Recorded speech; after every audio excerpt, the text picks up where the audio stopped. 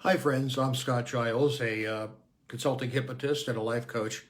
And every Saturday afternoon at 2:30 Central Time, I shoot a short video of 5 or 10 minutes in length about some aspect of coaching or the hypnotic arts and sciences. Today, I want to talk about how to maintain a regular discipline of self-hypnosis. Now, there is no question that self-hypnotism is the most profound and effective means of stress management and relaxation. It beats the pants off of mindfulness meditation, even exercise in terms of what it does beneficially for your body and your mind. But a lot of people find they just can't maintain the practice because they have a mistaken idea about it. They think it's going to be like meditating, and they have to be somewhere quiet and sit for a protracted period of time, which their schedules simply may not allow. Now, if you are fortunate enough to be consulting an actual consulting hypnotist, very likely this practitioner has provided you with self-hypnotic recordings. And yeah, when you're playing those recordings, you are expected to be in a calm frame of mind and paying attention to what the hypnotic operator is sharing. But you don't have to be sitting still. And for self-hypnosis, you absolutely do not have to be sitting still. It's not like meditating. The body simply needs to be quiescent. Now, yeah, you can do that by sitting or laying down.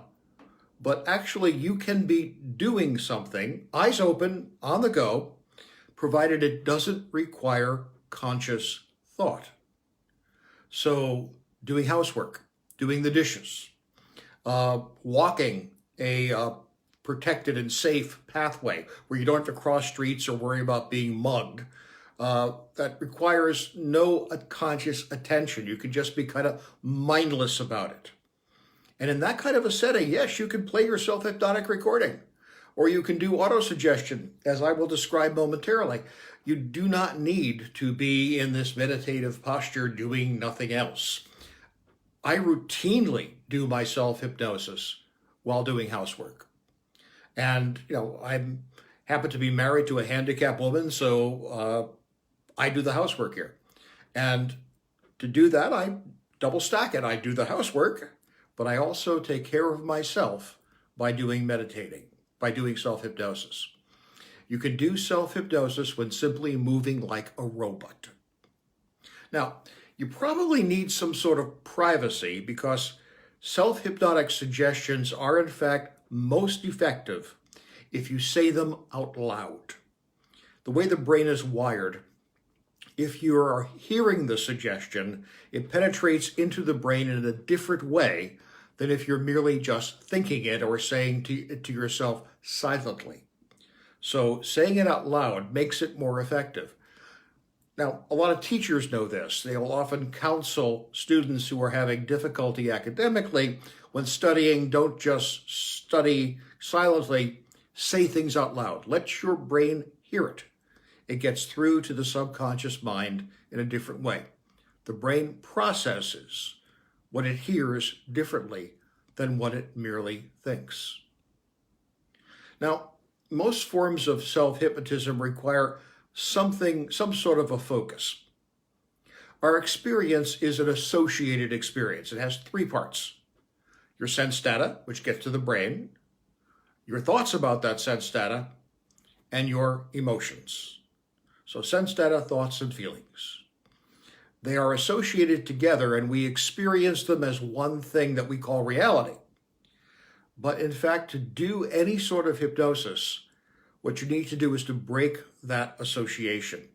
You need to enter into a dissociated state. And you do that by allowing one of those three, senses, thoughts, or feelings, to become primary.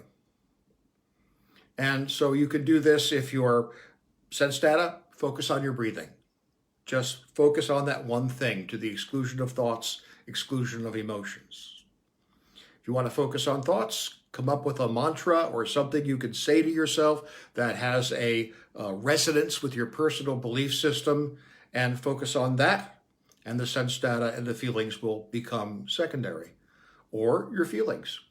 Get to a sustainable, positive emotional place like compassion, gratitude, and focus on that. And when you do this, you are entering into a dissociated state, which is by definition a hypnotic state. When you are in this dissociated state, whether you're sitting quietly, lying down, doing housework, or, brushing the dog, you are then capable of doing conscious autosuggestion. And these are conscious autosuggestion is something you will say to yourself. Let your brain in the dissociated state hear it. Now, there are some simple requirements for a well-structured autosuggestion. It needs to be simple. You don't want to have to think about it. That breaks the dissociated chain. It should be positive, because the unconscious mind processes negation in a very problematic way. It should be in the present tense, as if it had already happened, even though it hadn't. It needs to be believable. It should be measurable, so you know if you're making progress or merely fooling yourself. And it should carry its own reward in the sense that it feels good to say it.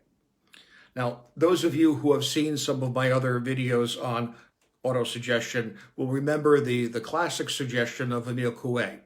Every day, in every way, I am getting better and better. Feels good to say. It's simple. It's positive. It's in the present tense.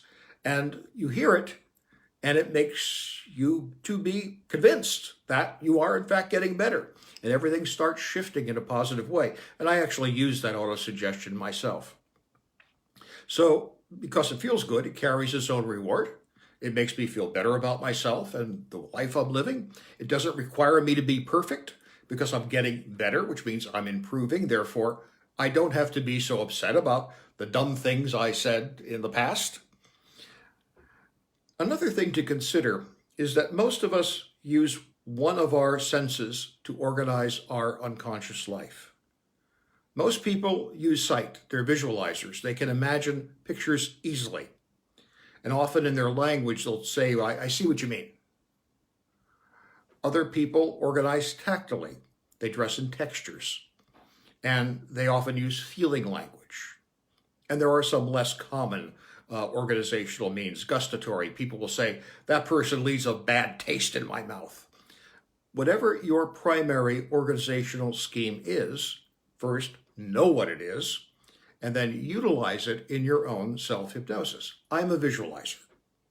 So when I do my self-hypnotic discipline, when I dissociate using a visual cue. I imagine vividly an interior scene, and I fill it out with all the colors and light that I can. And then when I've got that firmly in my mind, I begin my conscious autosuggestion. But other people who are more tactile probably want to remember the best time they ever felt, or one of the first positive experiences they recall, and then proceed to the autosuggestion. Now, self-hypnotic disciplines don't take a lot of time. You can do them repetitively during the day, even in small blocks of time, like 5 or 10 minutes. I have a standard process I use that comes from the HeartMath Institute in California, by which I'm credentialed. And HeartMath has a series of mental exercises, which are standardizations of self-hypnotic and yoga techniques that may in some cases be centuries old. So every time I make a cup of coffee or tea, every time I touch the ignition switch of my car, every time I use the bathroom, because people will leave you alone in there for a while, I do one of these techniques. And it takes only like a minute or two. But I enter into a dissociated state. I repeat my conscious autosuggestion, pressing it into my unconscious mind so it is there to support me during my day. It doesn't take time. You can do it on the go. You can do it eyes open, but it is a disciplined self-hypnotic practice. So give this a try. Now, there are other tools you can use, vision board, focus wheels, and so on. And I talked about those before, and I'll undoubtedly be talking about it again. And for those of you who are patrons of mine on Patreon, I'm going to elaborate this video a little bit more there.